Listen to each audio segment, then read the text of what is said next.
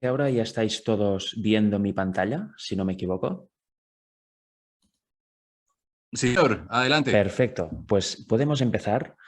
Primero de todo, quiero decir que es un gran privilegio, una gran alegría poder volver a participar en una de vuestras vigilias. Participé, creo, la primera vez en la sexta, luego en la anterior, que era la octava, y ahora la novena. Y es un gran placer porque una de mis pasiones es predicar el Evangelio y dar temas, ¿no?, a los demás para que también compartir el conocimiento que uno va adquiriendo de esta forma, ir compartiendo la palabra de Dios. Y en esta ocasión, como bien dice el título de la vigilia, dice: la justificación por la fe es el mensaje que lleva a la traslación, que prepara para la traslación. Y en esta ocasión vamos a hablar de lo que yo le he llamado la profecía olvidada. No vamos a hablar de fechas, de tiempos, de sucesos, sino que vamos a hablar de algo diferente, pero que también es profecía y es algo que es bastante olvidado entre el pueblo adventista y muchas veces rechazado, con lo cual hay que volverlo a poner arriba de todo para que la gente pueda focalizarse en este precioso tema que vamos a ver hoy de forma resumida, por supuesto, porque es muy amplio.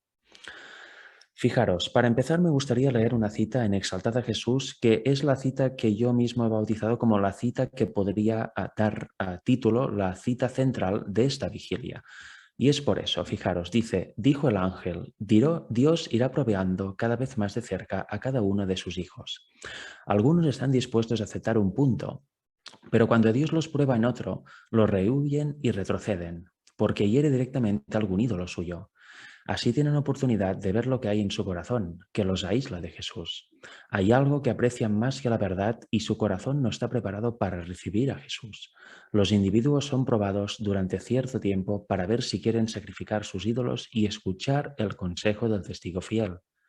Los que resisten en cada punto, que soportan cada prueba y vencen a cualquier precio que sea, han escuchado el consejo del testigo fiel y recibirán la lluvia tardía y estarán preparados para la traslación. Por esa última frase, estarán preparados para la traslación, creo que puede ser la cita central de esta vigilia. Y hoy vamos, en mi tema al menos, vamos a profundizar en esto. ¿Qué significa vencer en cualquier punto, en cada punto, soportar cada prueba y vencer al precio que sea? ¿Qué significa haber escuchado el mensaje del testigo fiel y de esta forma estar preparados para la traslación? ¿Cómo son los que estarán preparados para la traslación? Pues vamos adelante. Fijaros, os quiero leer antes otra cita que está en Mensajes Selectos, tomo 3, página 411, párrafo 1, y originalmente está en el manuscrito 161 del año 1897. Dice así: en el día del juicio, la conducta de aquel que haya conservado la fragilidad y la imperfección de la humanidad no será defendida.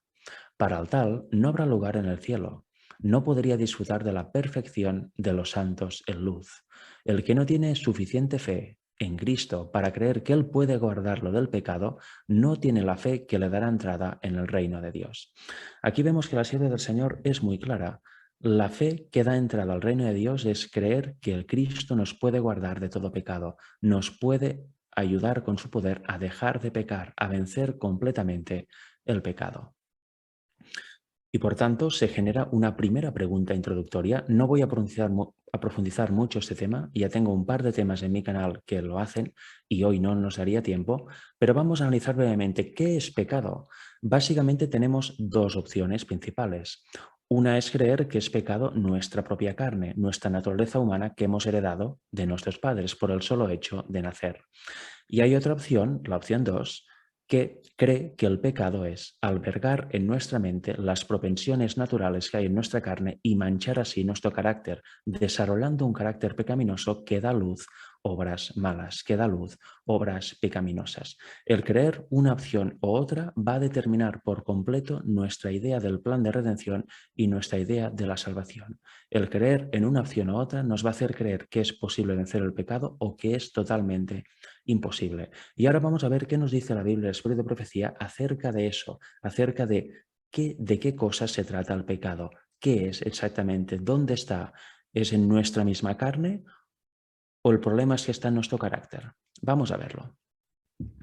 En 1 de Juan 3:4 tenemos la definición por excelencia que dice la Biblia de lo que es el pecado. Y dice: todo aquel que comete pecado infringe también la ley, pues el pecado es infracción de la ley. Aquí lo vemos claro y raso. El pecado es la infracción de la ley. Eso, como nos damos cuenta, empezaría a invalidar la idea de que el pecado es nuestra propia naturaleza que heredamos de nuestros padres, ¿verdad? Ya vemos que hace referencia como mínimo a obras que cometemos por nuestra decisión. Y en Santiago, capítulo 1, versículos del 12 al 15, nos dice claramente cómo es que funciona la tentación, cómo funciona el pecado, etc. Fijaros, nos dice, bienaventurado el varón que soporta la tentación. Aquí tenemos una primera idea. Hay algo que se llama tentación y que se puede soportar, y los que lo soportan son bienaventurados. Porque cuando haya resistido la prueba, recibirá la corona de la vida. Aquí vemos que se amplía la idea. Es posible resistir las tentaciones, es posible resistir las pruebas, y la consecuencia es recibir la corona de la vida, que Dios ha prometido a los que le aman. Cuando alguno es tentado, no diga que es tentado de parte de Dios, porque Dios no puede ser tentado por el mal, ni Él tienta a nadie, sino que cada uno es tentado cuando de su propia concupiscencia es atraído y seducido. Aquí vemos cómo somos tentados cuando de nuestra propia concupiscencia, en otras palabras, cuando de nuestras propias tendencias al mal naturales que hay en nuestro cuerpo, somos atraídos y seducidos. Pero eso aún no es pecado. La tentación en ningún caso es pecado como estamos leyendo aquí, sino que el pecado viene después, cuando pasa una cierta cosa. Dice el versículo 15, entonces la concupiscencia, después que ha concebido, da a luz el pecado, y el pecado siendo consumado da a luz la muerte. Con lo cual vemos que primero hay una tentación que es debido a nuestras propias tendencias naturales al mal, que por sí mismas no son pecado. Y luego esas tendencias cuando conciben, cuando suben a nuestra mente, cuando las albergamos en nuestra mente, ahí dan a luz el pecado. Con lo cual, estas tendencias, estas concupiscencias se convierten en pecado, en pecaminosas, cuando suben a nuestra mente y estas son concebidas, estas son albergadas por nosotros. Y este pecado que ha dado a luz esta concupiscencia concebida en nuestra mente, siendo consumado en acción pública, da luz a la muerte. Con lo cual aquí ya lo vemos claro. ¿Qué nos dice la Biblia? El pecado no es nuestra condición natural, no es nuestra carne que heredamos, no es nuestra naturaleza caída que heredamos de nuestros padres por el solo hecho de nacer, sino que el pecado es cuando hacemos caso a estas tendencias naturales que hay en nuestra carne y conciben en nuestra mente y manchan de esta forma nuestro carácter, llevando a cabo acciones completamente pecaminosas y completamente malas. Y sigamos avanzando. En Gálatas 5:16 nos dice una promesa. Digo pues, andad en el Espíritu y no satisfagáis los deseos de la carne. Y me gustaría leerlo también en la versión King James, en inglés. Dice, shall not fulfill. Es una expresión de futuro, no satisfaréis. Aquí quizá se entiende mejor que en castellano. En castellano vemos que si andamos en el Espíritu, no satisfagáis, ¿no? Elegid no satisfagar los deseos de la carne. Pero en inglés nos dice algo mucho más acurado, mucho más realista. Caminad en el Espíritu y no albergaréis, no satisfaréis, no cumpliréis las lujurias de la carne, los deseos de la carne. Eso es una promesa y debemos creerla porque está en la Biblia. Quien anda en el Espíritu no satisface los deseos de la carne. Quien anda en la carne, bajo el yo, obviamente sí que lo satisface porque no hay nada que le impida no satisfacerlos. Y en 1 Corintios 13 vemos otra maravillosa promesa. Dice, no os ha sobrevenido ninguna tentación que no sea humana. Con lo cual, aquí vemos una idea. Todas las tentaciones son humanas y todos tenemos el mismo origen en la tentación. Siempre son humanas, nadie está por encima de otro, nadie recibe tentaciones de otro ser o de otro tipo de ser, sino que todas las tentaciones son humanas, provienen de nuestras propias concupiscencias carnales que hay en nuestro cuerpo. Pero fiel es Dios, que no os dejará ser tentados más de lo que podéis resistir, sino que dará también juntamente con la tentación la salida para que podáis soportar. Aquí vemos una maravillosa promesa que muchas veces no creemos, o al menos cuando se presenta la tentación demostramos no creer, porque caemos. El Señor nos ha prometido que no nos dejará ser tentados más allá de nuestro propio límite y que a la vez que viene la tentación, Él nos da la salida. Simplemente tenemos que pedirla. Tenemos que elegir no caer en la tentación. Tenemos que elegir pedir el poder de Dios para que nos ayude a resistir esa tentación y de esta forma tomar la salida que nos da. Es una maravillosa promesa que muchas veces no tenemos en cuenta o leemos rápida, pero no hacemos nuestra. Y eso puede ser, y de hecho ha de ser, una realidad en nuestra vida. Podemos resistir todas las tentaciones que se nos presenten por el poder de Dios. Podemos elegir, si queremos, la salida que Dios nos da junto con la tentación que nos es venida. Fijaros, en 2 de Pedro 2, versículos 9 y 10 nos dice: sabe el Señor librar de tentación a los piadosos. Aquí nos dice claramente: el Señor sabe librar de la tentación. No es menester que caigamos en toda tentación que se nos presente, ni muchísimo menos, y reservar a los injustos para ser castigados en el día del juicio. Y mayormente aquellos que siguiendo la carne andan en concupiscencia e inmundicia y desprecian el señorío. Por tanto, aquí vemos a los piadosos, a las personas que aceptan la justicia de Cristo, a las personas que realmente entienden lo que es el pecado y no quieren caer a la tentación. El Señor es poderoso para librarlos y Él da la salida junto con la tentación. Con lo cual, ¿qué es lo que impide no caer en la tentación? ¿Qué es lo que impide que no caigamos siempre? Pues nuestras propias decisiones. Podemos elegir no caer en la tentación, podemos elegir la salida de Dios. El Señor tiene poder para librarnos y eso son promesas bíblicas. Ya lo hemos leído en 3 versículos diferentes. En Judas 24 vamos a leer un cuarto ejemplo. Dice: y aquel que es poderoso para guardaros sin caída y presentaros sin mancha delante de su gloria con gran alegría. Vemos que el Señor nos puede guardar sin caída y presentarnos sin mancha delante de Él. Eso significa resistir toda tentación por su poder, la cual nos llegue. Tremenda promesa, ¿verdad? Esta vida de caer y arrepentirnos, o caer y al final no tener ninguna conciencia de pecado, no ha de ser la nuestra. Podemos tener otra experiencia completamente distinta. En 1 de Juan 3, versículos del 6 al 10, nos dice algo aún más impresionante, que muchas veces queremos adaptar a nuestra propia conciencia, adaptar a nuestros propios razonamientos, pero lo que debemos hacer en realidad es entender lo que dice aquí y aceptarlo tal como lo dice. Debemos creer la Biblia y debemos creer las promesas del Señor. Fijaros, dice: todo aquel que permanece en Él no peca. Todo aquel que peca no le ha visto ni la ha conocido. Antes hemos visto que el que anda bajo el Espíritu tampoco peca, no satisface los deseos de la carne. Y aquí nos dice que el que permanece en el Señor no peca, y aquel que peca no la ha visto ni la ha conocido. Con lo cual aquí tenemos un gran baño de humildad, ¿verdad? A veces podemos pensar: yo hace mucho que ando con el Señor, ¿pero sigues pecando? Pregúntate eso: ¿sigues pecando? Si sigues pecando es que aún no has conocido al Señor como deberías conocerlo, ni lo has visto como deberías verlo, porque el que permanece siempre, constantemente en el Señor, no peca, siempre resiste la tentación por su poder. Hijitos, dice el versículo 7, nadie os engañe. El que hace justicia es justo como Él es justo. El que practica el pecado es del diablo, porque el diablo peca desde el principio. Para esto apareció el Hijo de Dios, para deshacer las obras del diablo. Todo aquel que es nacido de Dios no practica el pecado, porque la simiente de Dios permanece en él y no puede pecar porque es nacido de Dios. En esto se manifiestan los hijos de Dios y los hijos del diablo. Todo aquel que no hace justicia y que no ama a su hermano no es de Dios. Fijaros, aquí aún va más allá. Dice que el que es nacido de Dios no practica el pecado porque no puede pecar debido a que es nacido de Dios.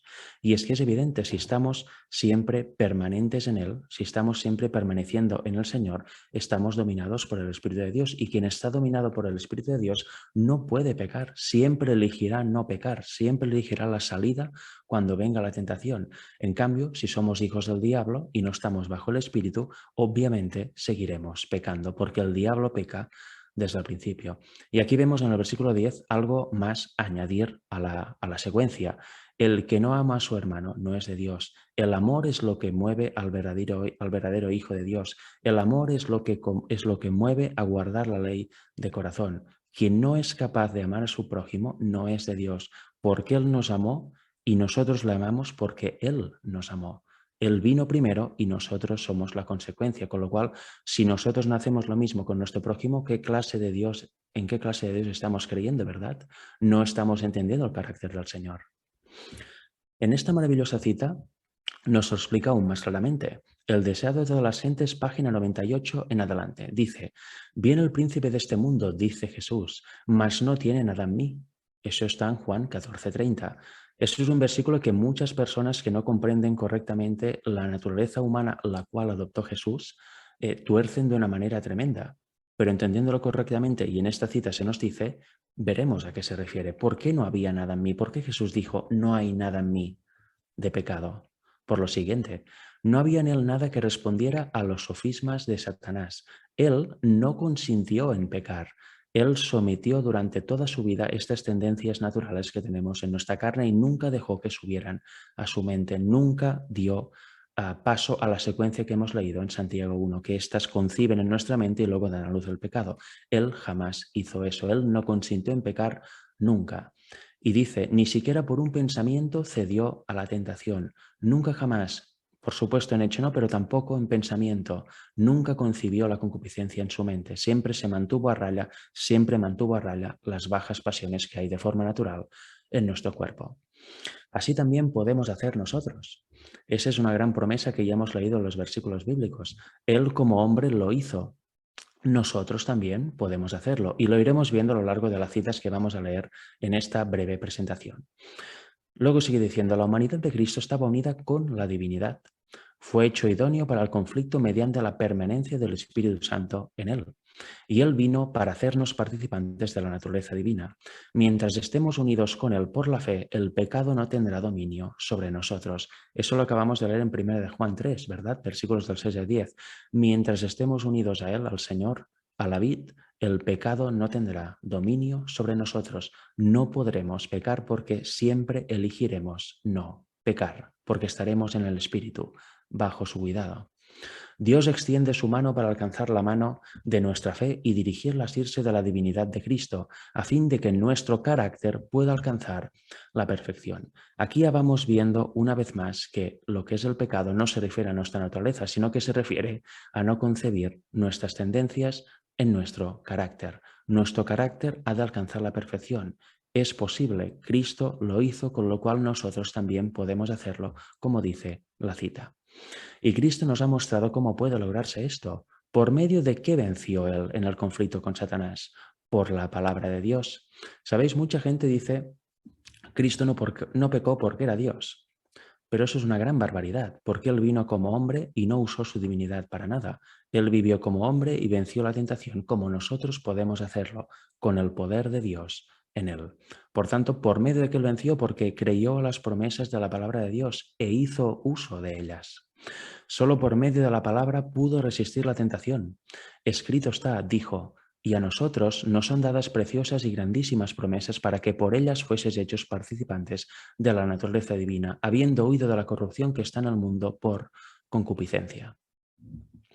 Y si seguimos adelante, vamos a leer 2 Corintios 10, versículos del 3 al 6, porque vamos a ver otra cosa que debemos creer, porque está en la Biblia y que muchas veces nos cuesta mucho de creer. Fijaros, dice, pues aunque andamos en la carne, andamos en este cuerpo carnal, no podemos deshacernos de él. El cuerpo se transforma, como dice 1 Corintios 15, al cuando venga Jesús. Este cuerpo se transforma en inmortal, incorruptible cuando venga Jesús. Andamos con este mientras estemos vivos aquí. Pero no militamos según la carne, no hacemos caso a las tendencias naturales que hay en nuestro cuerpo y por tanto nuestro carácter no se debe contaminar.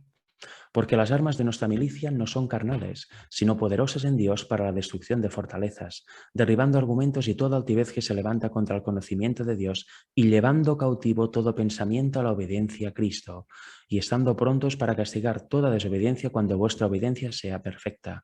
Aquí dice algo tremendo, llevar cautivo todo pensamiento a la obediencia de Cristo. ¿Alguno de nosotros ha hecho o hace eso? ¿Creemos que eso puede ser posible? Porque en general nuestra mente es el lugar de actuación que tenemos donde no hay ley, donde nadie nos puede controlar, donde nadie nos ve, en nuestro lugar secreto. Con nuestra mente, nuestros pensamientos podemos hacer todas las barbaridades que se nos ocurran. Nadie lo sabrá. Pero la Biblia nos dice que podemos llevar cautivo todo pensamiento a la obediencia de Cristo. No es necesario seguir albergando esos pensamientos pecaminosos que pueden dar a luz a obras pecaminosas. Andamos en la carne, en nuestro cuerpo pecaminoso, pero no debemos militar según la carne. Podemos llevar todo pensamiento a la obediencia de Cristo. Es una maravillosa promesa. Y en esta cita nos lo va a ampliar un poco más. En Mente, Carácter y Personalidad, tomo 2, nos dice, los seres humanos son entes con libertad moral. Eso es el libre albedrío. Podemos elegir hacer una cosa u otra en todo momento. Nos lo dio Dios y nosotros debemos elegir. y como tales deben obligar sus pensamientos para que transcurran por los canales apropiados. Aquí hay un amplio campo en el cual la mente se puede explayar con seguridad. Si Satanás trata de desviarla hacia cosas inferiores y sensuales, deben traerla de vuelta y concentrarla en las cosas eternas. Y cuando el Señor vea que se hace un esfuerzo decidido para retener solamente los pensamientos puros, fijaros, ha de haber una acción, una elección realmente contundente y sincera a esto, en obligar a nuestros pensamientos a que no transcurren en pensamientos de pasiones bajas, pasiones inferiores y sensuales, sino que debemos hacer un esfuerzo decidido para retener solamente los pensamientos puros. Debemos hacer esta elección continuamente y de forma contundente y sincera. Y cuando hagamos esto, atraerá, como dice aquí, la mente como un imán. Limpiará los pensamientos y los capacitará para que se purifiquen de todo pecado secreto. El Señor hará eso cuando vea que hay realmente una voluntad decidida de servirle y de obligar a nuestros pensamientos a que sean puros, a desechar todos si son inferiores, sensuales, etc. Y aquí nos cita un texto que acabamos de leer: derribando argumentos y toda altivez que se levanta contra el conocimiento de Dios y llevando cautivo todo pensamiento a la obediencia a Cristo. ¿Veis cómo se hace el llevar todo pensamiento a la obediencia a Cristo? Una decisión totalmente sincera y contundente de que nuestros pensamientos puros se retengan y los otros sean desechados, que ya no se manifiesten en nuestra mente. Luego el Señor atrae la mente nuestra a la suya como un imán y nos limpiará de todo pensamiento impuro, nos purificará. La primera obra que tienen que hacer los presuntos reformadores consiste en purificar la imaginación. Si la mente se desvía en una dirección equivocada, debe ser obligada a volver y espaciarse solo en temas puros y elevados.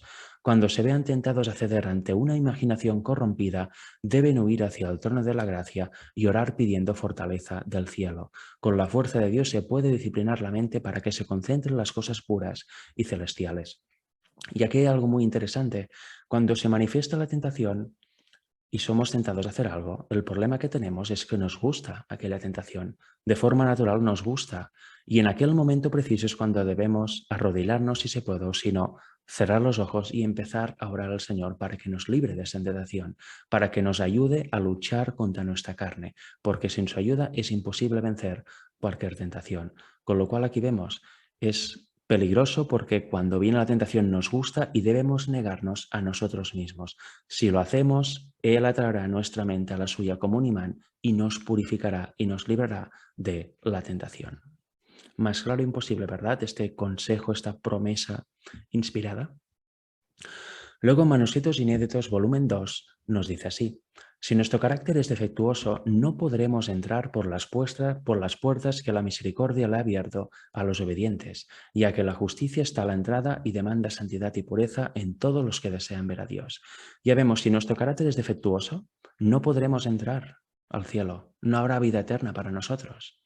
Si la justicia se extinguiera y fuera posible que la misericordia divina abriera las puertas a todos, sin tomar en cuenta el carácter, surgiría una situación de descontento y rebelión en el cielo peor que la que hubo antes que Satanás fuera expulsado. La paz, la felicidad y la armonía del cielo se resquebrajarían. La traslación de la tierra al cielo no transformará el carácter de los seres humanos. Cuando venga Jesús, nos transforma el cuerpo, nos transforma la carne, pero el carácter ya debe estar transformado antes, mientras vivamos, para poder ser idóneos para la vida eterna.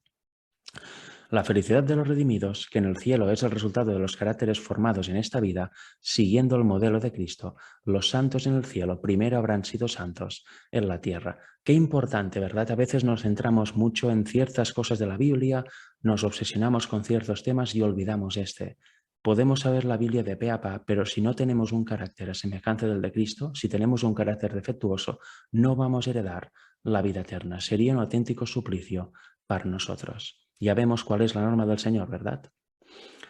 Fijaros, en Consejos para los Maestros nos dice: algunos pueden considerar imposible esta obra de transformación completa. Y es verdad, podemos leer eso y decimos, esto es imposible. No, es imposible por nuestros méritos, por nuestras propias fuerzas, pero es totalmente posible con la ayuda del Señor. Y de hecho es y ha de ser así. Pero si lo fuera, ¿por qué haríamos el gasto que representa al intentar realizar la obra de la educación cristiana? Nuestro conocimiento de lo que significa la verdadera educación debe inducirnos a buscar siempre la estricta pureza de carácter. Aquí vemos la verdadera obra de la educación cristiana. Es buscar la estricta pureza del carácter, es buscar la perfección en carácter. En Consejos para la Salud nos dice: sobre todos los demás pueblos del mundo, los adventistas del séptimo día debían ser modelos de piedad, santos de corazón y conducta. Si los que hacen tan alta profesión de fe se complacen en el pecado y la iniquidad, su culpa sería muy grande. Los que no controlan sus pasiones bajas no pueden apreciar la expiación ni darle el valor correcto al alma. No experimentan ni entienden la salvación. La gratificación de los instintos animales es la más alta ambición de sus vidas. Dios no aceptará otra cosa que no sea la pureza y la santidad. Una mancha, una arruga, un defecto en el carácter los excluirá para siempre del cielo, con todas sus glorias y tesoros. Estamos viendo una serie de citas que todas van en la misma línea.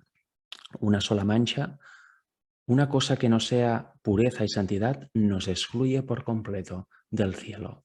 Nos excluye completamente. Aquí vemos también, por ende, que la salvación es por la fe, y esta fe lleva a unas consecuencias. No es por obras propias que nos ganaremos la salvación. La salvación ya está ganada con la victoria de Cristo en la cruz. Lo que debemos hacer es aceptarla o rechazarla. Siguiendo con esta cita dice: se ha hecho amplias provisiones para todos los que sincera, reflexiva y seriamente se empeñan en la obra de perfeccionar la santidad en el temor de Dios. Fortaleza, gracia y gloria han sido provistas a través de Cristo para que los ángeles y ministradores las lleven a los herederos de la salvación. Nadie es tan bajo, tan corrupto y vil que no pueda encontrar en Jesús, quien murió por él, fortaleza, pureza y justicia. Si consienten apartarse de sus pecados, cesar en su proceder inicuo y volverse con un corazón sincero al Dios vivo. Si consentimos en apartarnos de nuestros pecados y confiar en las promesas del Señor y pedir con ahínco que nos libre de la tentación cada vez que se presente, podemos volvernos de nuestros malos caminos. Si vamos con corazón sincero, si realmente queremos extirpar de nuestra imaginación, de nuestra mente, todo pensamiento bajo e impuro. Aquí es una gran promesa: nadie es tan bajo. Puedes tener un pecado tremendo que se presenta cada 2 por 3 y no paras de caer. Nadie es tan bajo, tan corrupto y vil que no pueda encontrar en Jesús alguien que le libre del pecado y deje de pecar por completo. Cada uno puede tener un pecado en el cual solo pensar en él es el más fuerte para esta persona, pero podemos vencerlo con la ayuda del Señor. Y de hecho, si no lo vencemos es porque en el fondo no tenemos fe en las promesas y no queremos. Y eso es una gran tristeza, ¿verdad? Aquí al final nos cita Romanos 6, 12, 13, que dice: no reine pues el pecado en vuestro cuerpo mortal, de modo que lo obedezcáis en sus concupiscencias, ni tampoco presentéis vuestros miembros al pecado como instrumentos de iniquidad, sino presentaos vosotros mismos a Dios como vivos de entre los muertos y vuestros miembros a Dios como instrumentos de justicia, no de iniquidad. Profesos cristianos, aunque no se os dé más luz que la contenida en este texto, no tendréis excusa si permitís que os controlen las bajas pasiones. Una vez más, en la misma línea, aunque hubiera solo este texto, es más que suficiente para vencer el pecado e ir al Señor en busca de ayuda. No hay excusa para decir que pecaremos hasta que Jesús venga o que no podemos dejar de pecar, como está tan de moda en ciertos pastores de la Iglesia adventista y en el profeso mundo cristiano fuera del adventismo. Si algo nos dice eso, os está mintiendo. Es la voz del diablo para que os lleve a perdición completa. En Sermones Escogidos, tomo 2, nos dice: nuestro Salvador era la majestad del cielo, el Rey de gloria, pero dejó a un lado su manto y su corona reales y revistió su divinidad de humanidad para experimentar en sí mismo los sufrimientos y las tentaciones. Él como hombre, Jesús como hombre, experimentó en sí mismo los sufrimientos y tentaciones, y eso lo dice muy bien Hebreos. Vino para ser nuestro garante, para vencer por nosotros, para vivir por nosotros una vida sin pecado, para que mediante su poder nosotros obtuviéramos la victoria sobre el pecado. Si algo nos dice que no está en ningún lugar que se pueda obtener la victoria sobre el pecado, le podéis decir claramente que está mintiendo o realmente está realmente en un estado de ignorancia tan impresionante que debe empezar a conocer de inmediato. Podemos obtener la victoria sobre el pecado, y eso es gracias a que Cristo vino como hombre con nuestra misma carne y sangre, fue tentado exactamente igual que nosotros, pero Él jamás pecó, como hemos visto antes, ni siquiera cedió a la tentación en un solo pensamiento. Vivió por nosotros una vida sin pecado y gracias a esta victoria podemos también hacer lo mismo con su poder, haciendo exactamente lo mismo que él hizo como hombre, dependiendo completamente del poder de Dios. Los que creen en Cristo y guardan sus mandamientos no están bajo las ataduras de la ley de Dios, porque para los que creen y obedecen, su ley no es una ley de servidumbre, sino de libertad. Todo el que por fe obedece los mandamientos de Dios alcanzará la condición sin pecado en que vivía Adán antes de su transgresión. Tremenda cita, ¿verdad? ¿Condición sin pecado a qué se refiere? ¿A su carne? No. Seguimos teniendo nuestro cuerpo pecaminoso, nuestra naturaleza pecaminosa, pero podemos adquirir la condición mental de carácter que tenía Adán antes de pecar. Podemos llegar a la pureza de mente. ¿Y eso cómo se hace? Obedeciendo por la fe, los mandamientos del Señor. Obedeciendo por la fe y por amor los mandamientos del Señor, aceptando su justicia que nos da gratuitamente. Se puede ir purificando nuestra mente hasta alcanzar la condición sin pecado en que vivía Adán antes de su transgresión. Podemos llegar a la madurez completa de carácter. En Mateo 5, versículos del 43 al 48 nos dice el mismo Jesús: oísteis que fue dicho, amarás a tu prójimo y aborrecerás a tu enemigo. Pero yo os digo, amad a vuestros enemigos, bendecid a los que os maldicen, haced bien a los que os aborrecen y orad por los que os ultrajan y os persiguen, para que seáis hijos de vuestro Padre que está en los cielos, que hace salir su sol sobre malos y buenos y que hace llover sobre justos e injustos. Porque si amáis a los que os aman, ¿qué recompensa tendréis? ¿No hacen también lo mismo los publicanos? Y si saludáis a vuestros hermanos solamente, ¿qué hacéis de más? ¿No hacen también así los gentiles? Sed pues vosotros perfectos, como vuestro Padre que está en los cielos es perfecto. Dios es perfecto en su esfera, es una perfección absoluta, Él nunca hierra y es una perfección que nosotros no podemos ni imaginar. Pero nosotros, como hemos leído ya en estas citas y textos, podemos ser perfectos en nuestra esfera, en la esfera humana, y podemos ser perfectos en cada etapa de nuestra vida.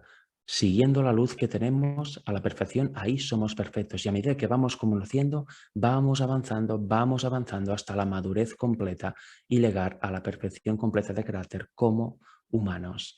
Y aquí vemos que la base es el amor, amar a tu prójimo.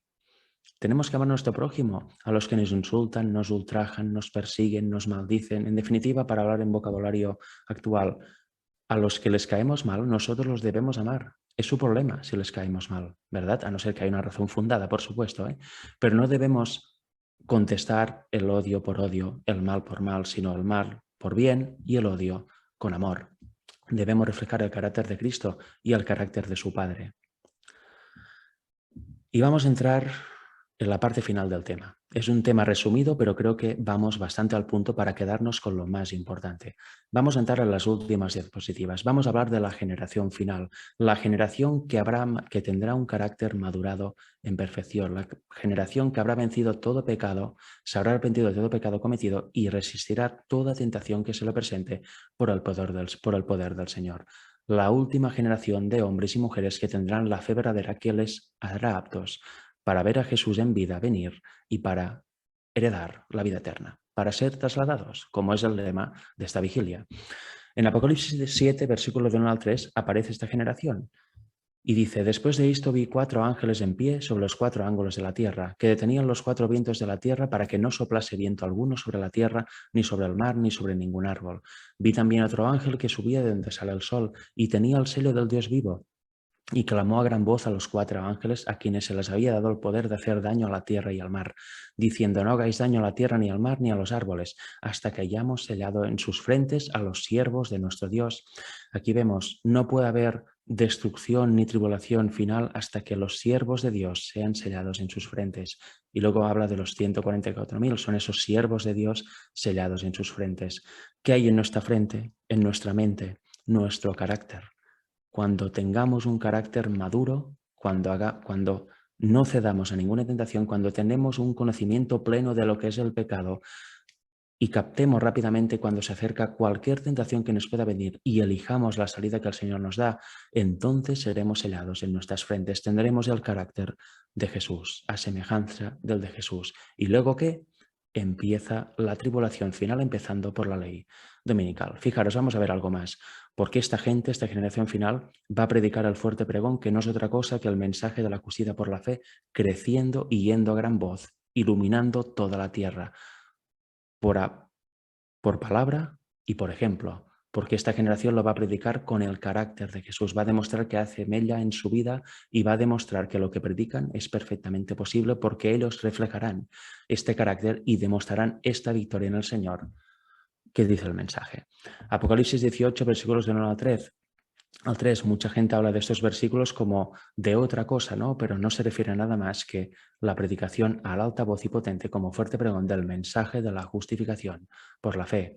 Dice, después de esto vi a otro ángel descender del cielo con gran poder, y la tierra fue alumbrada con su gloria, y clamó con voz potente diciendo, ha caído la gran Babilonia, y se ha hecho habitación de demonios y guarida de todo espíritu inmundo, y albergue de toda ave inmunda y aborrecible, porque todas las naciones han vivido el furor de su fornicación, y los reyes de la tierra han fornicado con ella, y los mercaderes de la tierra se han enriquecido de la potencia de sus deleites.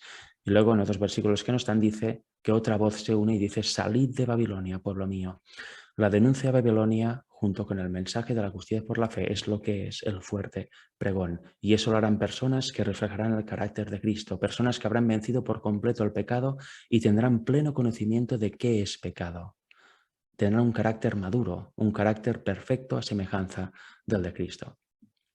Fijaros, en Apocalipsis 14:12 aparece esta generación. Aquí está la paciencia de los santos, los que guardan los mandamientos de Dios y la fe de Jesús. Esto es después de la predicación del tercer ángel y del fuerte pregón. Estos son los que lo han hecho, los que guardan los mandamientos y tienen la fe de Jesús. No solo en Jesús, sino que tienen la fe de Jesús. Y fijaros un poco más abajo, en los versículos 14 al 16, dice, miré y aquí una nube blanca y sobre la nube uno sentado, semejante al Hijo del Hombre, que tenía en la cabeza una corona de oro y en la mano una hoz aguda. Y del templo salió otro ángel clamando a gran voz al que estaba sentado sobre la nube. ¿A quién? Al Hijo de Dios, a Jesús. Este ángel clamó gran voz a Jesús. ¿Y qué le dice? Mete tu hoz y siega, porque la hora de segar ha llegado, pues la mies de la tierra está madura. ¿Por qué llega la hora de segar? Porque la mies de la tierra está madura. Porque las personas que han aceptado el mensaje del testigo fiel tienen un carácter maduro, han madurado su carácter a semejanza del de Cristo. Cuando eso pasa, pueden ser segados. Si no, ¿a quién va a segar, verdad? Y fijaros qué detalle. En el primer mensaje angélico, en Apocalipsis 14:6, nos dice, es la misma estructura. Hay un ángel que llama a gran voz, que es representado por el pueblo, y clama a todas las naciones de la tierra, a todas las personas de la tierra, y dice, la hora del juicio ha llegado. Era un mensaje para el mundo, para las personas, para las naciones. Tenían que conocer cuándo empezó el juicio investigador, debían conocer la hora, 22 de octubre de 1844. Pero aquí fijaros, también este ángel tiene una hora que decir, tiene una hora que predicar, la hora de segar el legado. ¿Pero a quién se la predica? ¿La predica a los hombres? ¿Es un mensaje que los hombres han de dar? ¿Es un mensaje que se da al hombre? No, Señor. Se le da al Hijo de Dios para que venga y siegue, porque la tierra está madura. El mensaje de la justicia por la fe ha hecho efecto y ha aparecido por fin la generación final. Y el que estaba sentado sobre la nube metió su hoz en la tierra y la tierra fue segada. Fijaros, el deseo de todas las gentes nos dice, y esa es la antepenúltima diapositiva, Cristo ha dado su espíritu como poder divino para vencer todas las tendencias hacia el mal, hereditarias y cultivadas, y para grabar su propio carácter en su iglesia.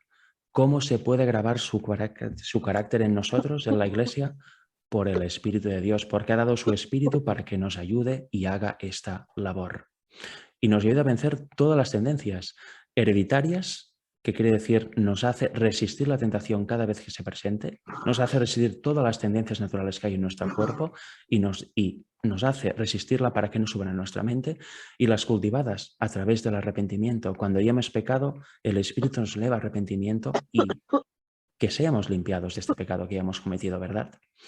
Luego dice, acerca del Espíritu dijo Jesús, Él me glorificará, El Salvador vino para glorificar al Padre, demostrando su amor. Así el Espíritu iba a glorificar a Cristo revelando su gracia al mundo. La misma imagen de Dios, y atención ahora, la misma imagen de Dios se ha de reproducir en la humanidad. El honor de Dios, el honor de Cristo están comprometidos en la perfección de carácter de su pueblo. Con lo cual, una vez más, quien os diga que no se puede vencer el pecado, que es imposible, que somos pecadores por naturaleza ya desde que nacemos, os está mintiendo o está predicando algo que no conoce en lo absoluto. Ya vemos el honor del mismo Padre, del mismo Dios, y el honor de su Hijo Jesucristo están comprometidos en la perfección del carácter de nosotros, de su pueblo, con lo cual vaya si se puede vencer el pecado y vaya si se puede llegar a un carácter maduro, perfecto, resistiendo toda tentación, a un carácter purificado. Fijaros, aquí os he mostrado 3 fotos. En la izquierda tenemos unas tomateras que están en sus inicios, aún están en plantel. ¿Creéis que esta tomatera es perfecta en ese estado? Efectivamente, es perfecta. En ese estado que está de su crecimiento, de su desarrollo, es perfecta. Pero aún no da fruto, aún no está preparada para ser segada, para ser cosechada. Aún no ha dado el fruto que se espera que dé. Luego al lado tenemos otra foto. Aquí la tomatera está más crecida y ya hay tomates. Pero estos frutos aún están verdes, aún no han madurado, aún no han llegado a ser lo que deben ser. Sin embargo, ¿estas tomateras aquí en este estado de su desarrollo son perfectas? Por supuesto que sí. En su estado son perfectas. Están en el punto que han de estar en ese estado, con su, vamos a llamarlo así, conocimiento, en esa etapa de desarrollo de la vida. Sin embargo, aún no están preparadas para ser cosechadas. Si se quedaran ahí o se quedaran en el primer estado del plantel, no serían aptas para ser cosechadas. Sería imposible porque no hay fruto que cosechar, no hay fruto que comer. En cambio, en la tercera foto vemos ya la tomatera con los tomates, con su fruto completamente rojo. ¿Y aquí qué creéis? ¿Es una tomatera perfecta en esa etapa de su desarrollo? Por supuesto que sí. Pero aparte, esta tomatera, este estado de desarrollo de la tomatera tiene una diferencia con los otros 2 estados. Esta tomatera ya ha dado fruto y el fruto está maduro. Está lista para ser cosechada. Los tomates están listos para ser arrancados de la planta y para ser degustados, ingeridos por el hombre. De la misma forma, lo que acabamos de ver es con el carácter nosotros y Cristo. Cuando reflejemos el carácter de Cristo, Él viene y ciega. El ángel le dice, la cosecha de la tierra, la mies de la tierra está madura, puedes ir a segar. Nunca lo va a hacer si la cosecha está como en la foto del medio y mucho menos cuando está en la foto inicial, la de más a la izquierda. ¿Hay perfección en esos estados? Por supuesto que sí, pero aún hace falta la maduración completa del fruto. Hace falta llegar a una madurez de carácter. Si nos quedamos queriendo tener un carácter perfecto, si nos quedamos en el estado inicial o en el estado del medio, quizás seremos perfectos con la luz que tenemos, pero no habremos alcanzado la norma perfecta y no seremos aptos para la traslación. La vida es un desarrollo continuo bajo el Omnipotente. Solo así iremos avanzando de etapa en etapa, siendo perfectos en cada momento de la etapa, viviendo la luz que tenemos en cada momento y conociendo cada vez más, hasta llegar a tener una conciencia plena de lo que es el plan de redención, de lo que es el pecado, resistiendo todo pecado a la que se presenta. Fijaros, en esta cita nos dice, la vida cristiana es una marcha constante hacia adelante, lo que estamos diciendo ahora. Jesús está sentado para refinar y purificar a sus hijos, y cuando su imagen se refleja perfectamente en ellos, son perfectos y santos, preparados para la traslación. Si no se refleja perfectamente la imagen de Cristo en nosotros, no estaremos preparados para la traslación. Y eso es un mensaje muy importante para hacer nuestro y para tenerlo en cuenta a partir de que acabe esta vigilia. No podemos hacer como si nada y volver a nuestras actividades como si nada hubiera pasado o nada hubiéramos leído o aprendido. Ha de haber un cambio decidido en nosotros. Se requiere del cristiano una obra grande. Se nos exhorta a purificarnos de toda inmundicia de la carne y del espíritu y a perfeccionar la santidad en el temor de Dios. En esto vemos en qué estriba la gran labor. Hay trabajo constante para el cristiano. Todo sarmiento de la cepa debe tener de ella vida y fuerza a fin de dar fruto, a fin de ser aquella tomatera con el tomate maduro, ¿verdad? Y esta es una cita paralela que he mostrado en varios de mis temas que he presentado en mi canal, pero que ya es la última de hoy. Y es importantísima. Fijaros, Recordad la tomatera en sus etapas de desarrollo y cuando da fruto es preparada para ser cosechada. Fijaros qué sucede con nosotros y qué ha de suceder en nosotros. El fruto del Espíritu, y eso está en Gálatas 5, 22 y 23, el fruto del Espíritu es caridad, gozo, paz, tolerancia, benignidad, bondad, fe, mansedumbre, templanza. Este fruto nunca puede perecer, sino que producirá una cosecha según su género para vida eterna. Aquí la tomatera da tomates, nosotros tenemos que dar este fruto, este conjunto de frutos que en realidad es un todo completo, indivisible, que se llama el fruto del Espíritu, benignidad, paz, etc. Y cuando eso sucede en nosotros, cuando seamos tomateras llenas de tomates rojos a punto de cosechar, pasa eso, la cosecha. Fijaros, cuando el fruto fuere producido, luego se mete la hoz porque la sigue es legada. Aquí está citando Marcos 4, la sierva del Señor. Y luego dice, Cristo espera con un deseo anhelante la manifestación de sí mismo a su iglesia. ¿A qué está esperando Cristo con la hoz en la mano desde el 22 de octubre de 1844? A partir de aquel entonces, la manifestación de sí mismo en su iglesia. ¿Y qué significa eso? Pues lo que ya hemos leído y lo que volvemos a leer ahora. Cuando el carácter de Cristo sea perfectamente reproducido en su pueblo, entonces vendrá Él para reclamarlos como suyos. ¿Qué hace el agricultor? Cuando ve la tomatera con tomates rojos, va ahí y los agarra, los cosecha y se los come, o los vende o hace lo que quiera, pero los cosecha. Pues Cristo hará lo mismo. Cuando el carácter de Él sea perfectamente, no un poco semejante o algo, no, perfectamente reproducido en nosotros, entonces vendrá y segará. Entonces el ángel le dirá, la hora de la siega es llegada, la mies está madura. Este será el momento de la segunda venida de Jesús. Y como hemos visto, tenemos libre albedrío, tenemos libertad moral. El Señor no puede exigirnos tener este carácter para tal momento porque Él ha prefijado, por ejemplo, un tiempo en el cual se cierra la gracia o un tiempo en el cual ha de venir sí o sí. Eso no es consonante con el Evangelio.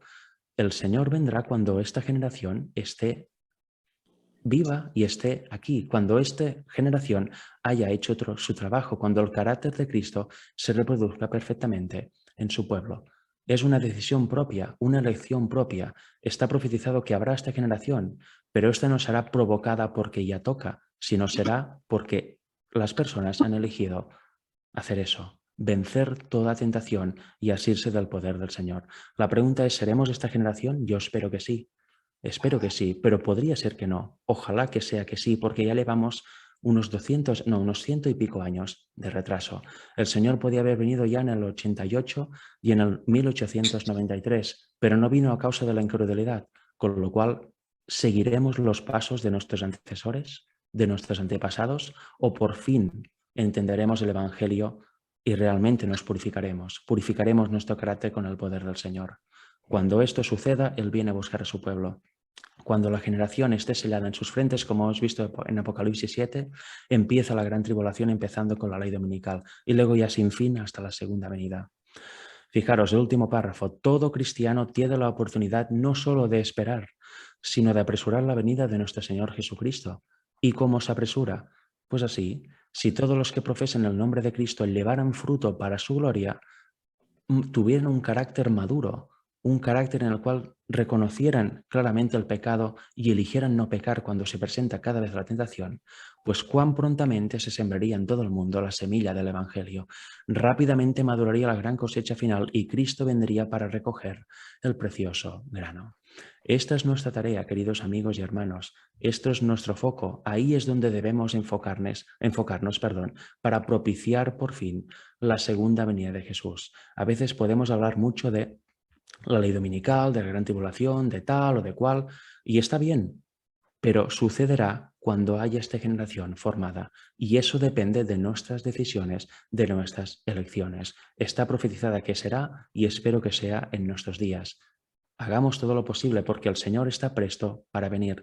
Solo quiere que aceptemos su justicia, que nos entreguemos a Él de todo corazón, que le amemos de verdad, que le amemos en nuestra alimentación, en nuestro dinero, en nuestros pensamientos, en nuestros quehaceres diarios, en todo, que le entreguemos por completo su vida y de esta forma Él nos purificará. Entonces se reflejará perfectamente su carácter en nosotros y entonces Él vendrá a buscarnos por fin y nos llevará a la patria celestial. Y hemos visto que si tenemos un defecto, una mancha en nuestro carácter, ya no seremos aptos para el cielo. Con lo cual, dejemos las cosas banales, dejemos de distraernos, dejemos de discutir entre nosotros, entre rivalidades, entre yo y tú y tal y cual, y cada vez más divididos, y empecemos a trabajar la unidad y empecemos a trabajar con el Señor, porque sin trabajar con Él será imposible la unidad y será imposible reflejar el carácter de Cristo. ¿Cómo pensáis que vamos a dar el fuerte pregón? ¿Con el carácter de Satanás? Ahora mucha gente está denunciando a Babilonia con el carácter de Satanás. ¿Eso qué es? Eso es nada, eso es poesía para el diablo, pero no se está haciendo la obra del Señor. Debemos denunciar a Babilonia con el carácter del Señor, contundentemente, pero siempre con el carácter del Señor, como Él hacía. Solo así vendrá Cristo en nuestros días y podemos ir por fin a la patria celestial. Con lo cual, hasta aquí mi tema. Espero que haya servido para reflexionar, para quizá conocer cosas que no se conocían y que realmente no volvamos a nuestras vidas diarias como si nada hubiera pasado, sino que veamos dónde está nuestro foco, dónde tenemos que enfocarnos y cuál es nuestra misión como iglesia. Que Dios os bendiga. Amén, mi hermano.